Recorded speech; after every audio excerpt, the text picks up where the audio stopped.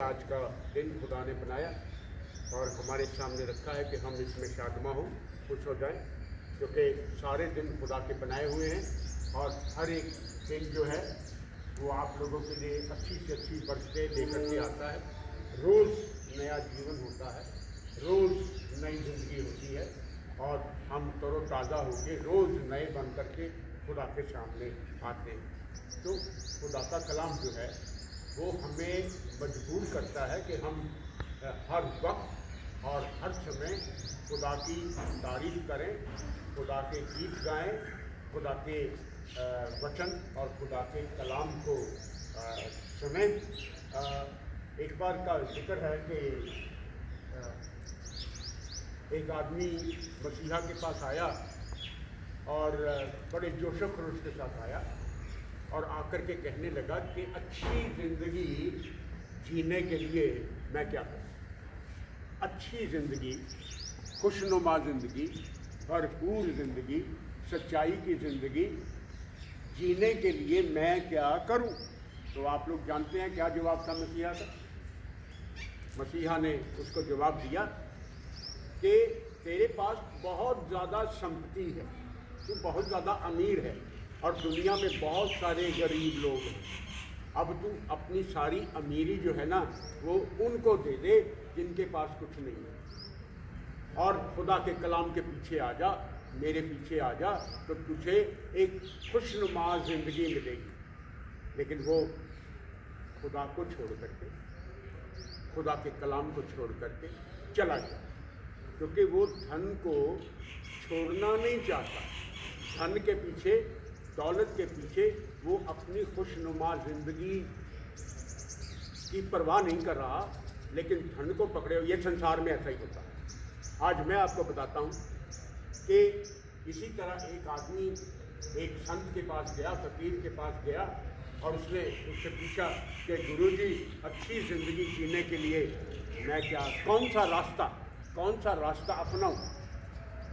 उस संत ने थोड़ी देर आंखें बंद की और उसको कहा, बेटा ये जो सामने रास्ता है इस पर चलना शुरू कर दे, तो चलते जाना तुझे एक अच्छी ज़िंदगी का रास्ता जो है वो मिल जाएगा और तुझे भरपूरी की ज़िंदगी मिल जाएगी। वो चलने लगा जी। सुबह हो गई, दोपहर हो गई, शाम हो गई, रात ढलने लगी, एक जगह रुक गया, फिर सुबह चलने लगा। काफ़ी समय के बाद वो एक ऐसी जगह पर पहुंचा जहां पर एक बहुत बड़ा बोर्ड लिखा हुआ था और वहां पर लिखा हुआ था कि आगे मौत है।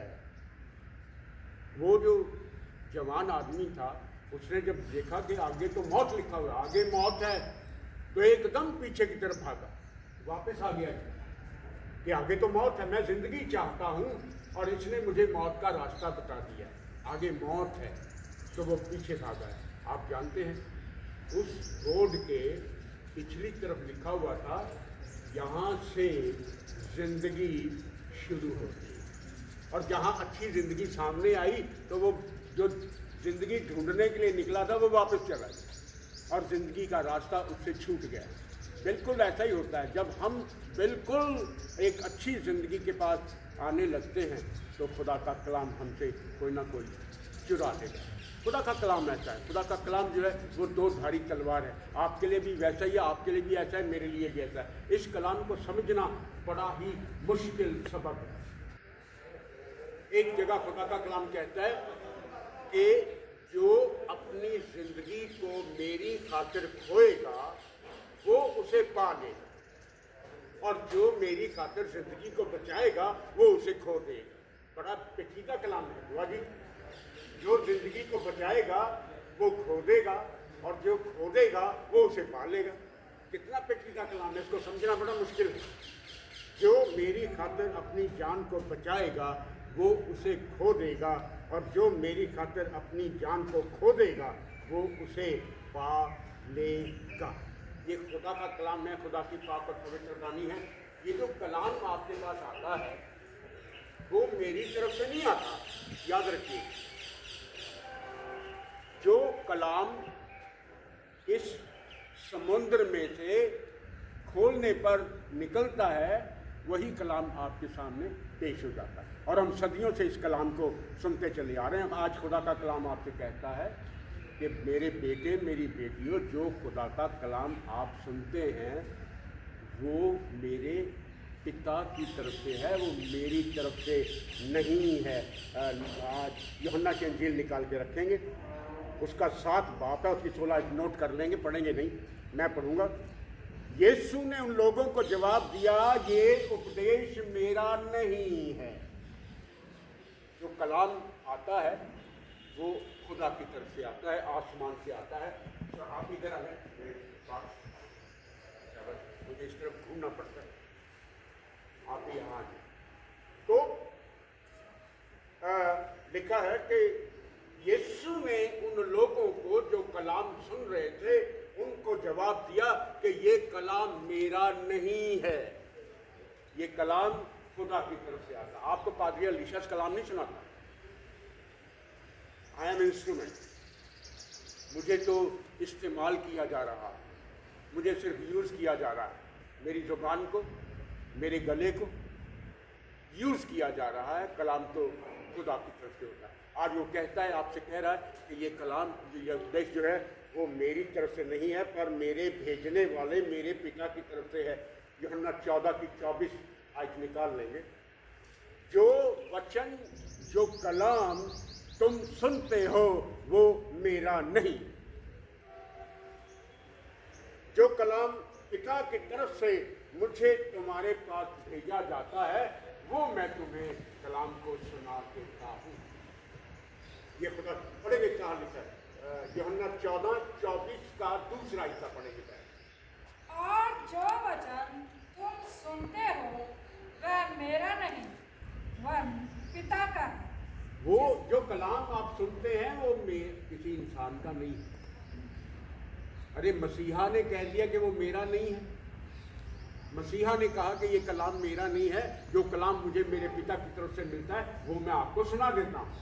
जो जो हुक्म मुझे वहाँ से मिलते हैं वो मैं आपको सुना देता हूँ। 24 का पहला हिस्सा पढ़ेंगे। जो मुझसे मोहब्बत नहीं रखता वो मेरे वचन को नहीं मानता। सबसे पहला है कि आप अपने खुदा को जाने। कल मेरा शनिवार को मेरा वचन था, आप खुदा को जाने और उसमें बने रहें।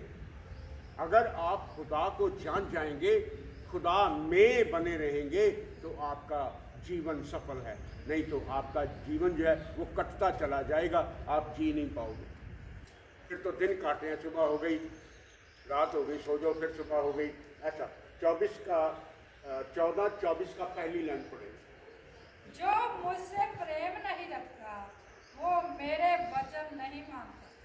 जो मुझसे, खुदा के कलाम का पहला मैंडेट ये है कि आपने अपने खुदा को प्यार करना, आपने अपने खुदा की इज्जत करनी है, उसका मान करना है, उसका सम्मान करना है। अभी कई लोग आएंगे, निकल जाएंगे, बात से कतरा के चले जाएंगे।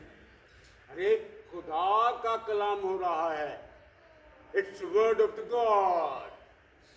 आसमान झुकता है, जमीन झुकती है, परिंदे झुकते हैं। इस समय आपको पता नहीं लगता।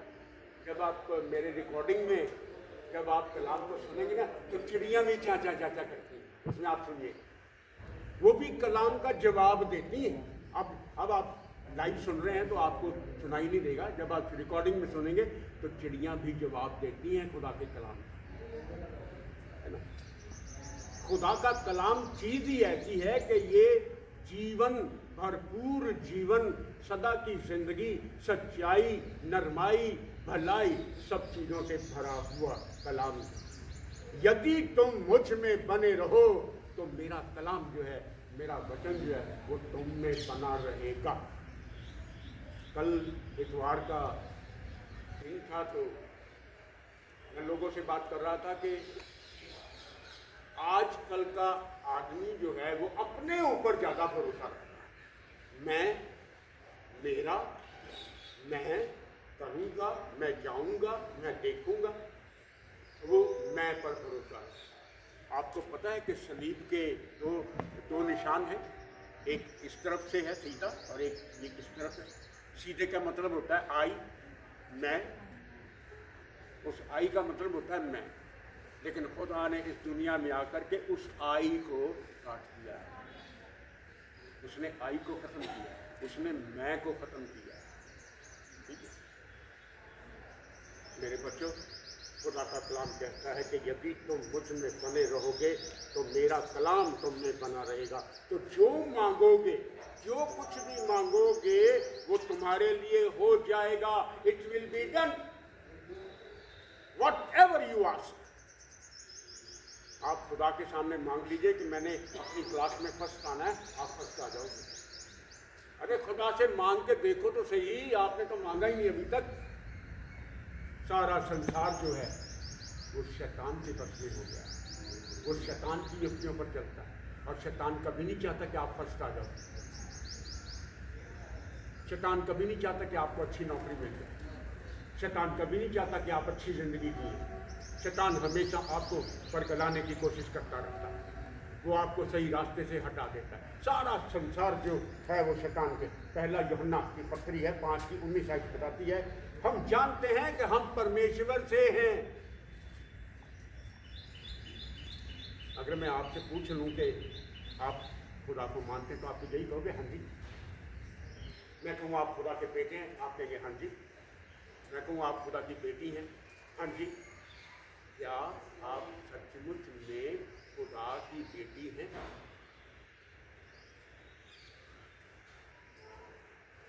आप सचमुच में खुदा के बेटे हैं? मिल गया जी। सारा संसार जो है वो दुष्ट शैतान के हाथों में पड़ा हुआ, शैतान की युक्तियां काम कर रही हैं। कल वो एक खबर आ गई है, वो कोई वो क्या जो आदमी मारा गया था,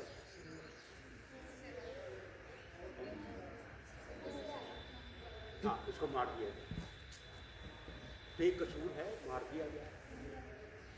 एक आदमी के लिए 20-25 गोलियां चला दी गई, एक ही आदमी, एक ही काफी थी, 25 गोलियां खराब कर दी, एक ही काफी थी बेचारे के लिए। शैतान की युक्ति है, शैतान की युक्ति है। शैतान ने सबकी आंखों को अंधा कर रखा है।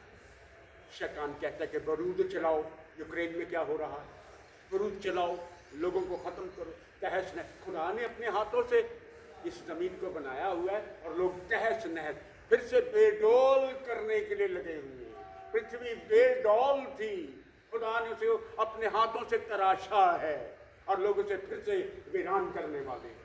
ये शैतान की युक्तियां नहीं है तो और क्या। पढ़िए जी, कहाँ लिखा? हम जानते हैं कि हम परमेश्वर से हैं और सारा संसार उस दुष्ट के वश में पड़ा है। सारा संसार उस दुष्ट के हाथों में चला गया। खुदा की बरकतों से महरूम हो गए हैं, खुदा की बातों से महरूम हो गए। इसलिए खुदा का कलाम कहता है, बालकों तुम परमेश्वर के हो और जो तुम्हारे अंदर रहता है, जो संसार में रहता है उससे बहुत बड़ा है।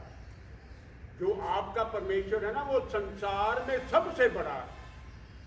आप लोग समझ ही नहीं पा रहे, मैं समझ ही नहीं पा रहा हूँ इस बात को। मेरे दिमाग में शंका है, शक है, इसलिए मैं और आप सारे मिलकर के शैतान के पास, हे बालकों तुम लोग परमेश्वर के हो और जो तुम में रहता है वो संसार में रहने वालों से बड़ा है। वे संसार के हैं इसलिए संसार की बातें करते हैं। जरा कहाँ लिखा हुआ पढ़ देंगे कि यूहन्ना की पहली पत्री आपने निकाली, उसका 4 बाब है और 4 आयत पढ़। हे बालकों तुम परमेश्वर के हो और तुमने उन पर जय पाई है, क्योंकि जो तुम में है वह उससे जो संसार में है बड़ा है। आज बताना चाहता हूं कि आप शैतान के बस में हैं, लेकिन शैतान से भी ऊपर एक है जो तुम में रहता, वो शैतान से भी बड़ा है, ऊंचा। शैतान उसके सामने थरथराता है और हम लोग उसके सामने अकड़ कर खड़े हो जाते हैं। मैंने क्या किया? मैंने तुझे कहाँ लूटा? मैंने तुझे कहाँ दगा दिया? मैंने तुझसे कहाँ बेवफाई की है? खुदा के सामने झुक जाना ही हम बच्चों का फर्ज है।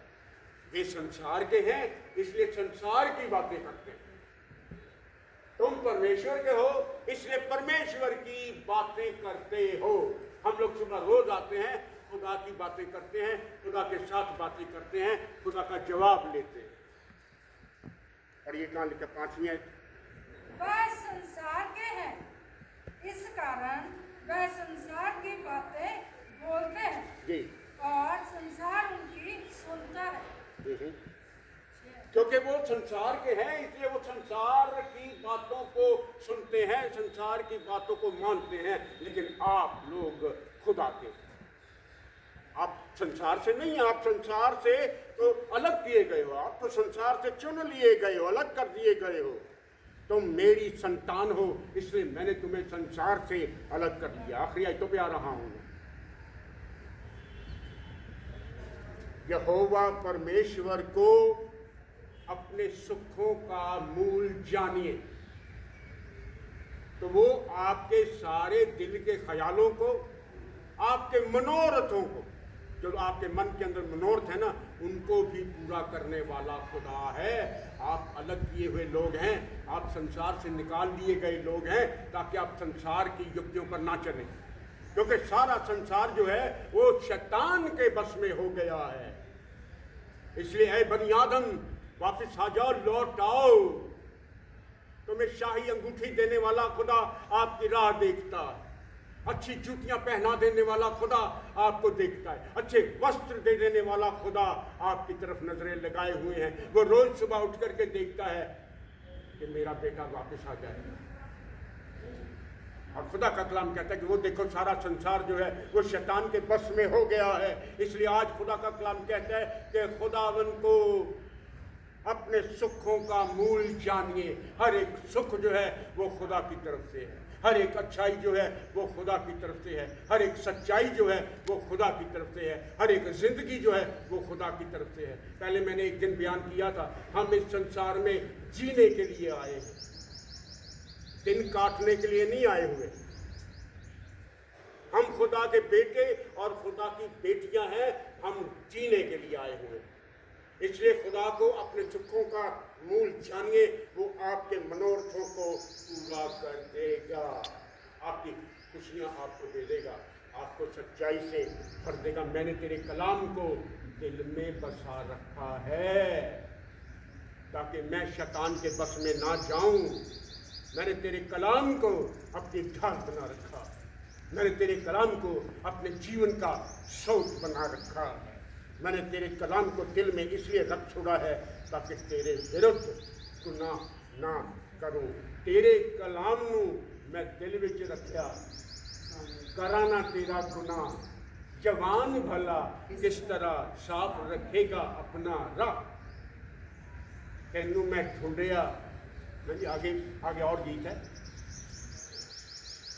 खुदा का कलाम है, खुदा की कहानी है। उस दिन आखिरी आयत पे हूँ, उस दिन तुम मुझसे कुछ नहीं कहोगे, मुझसे नहीं पूछोगे, पर जो कुछ तुम मेरे नाम से मेरे पिता से मांगोगे तो वो आपको दे देगा, चाहे कुछ भी मांगिए।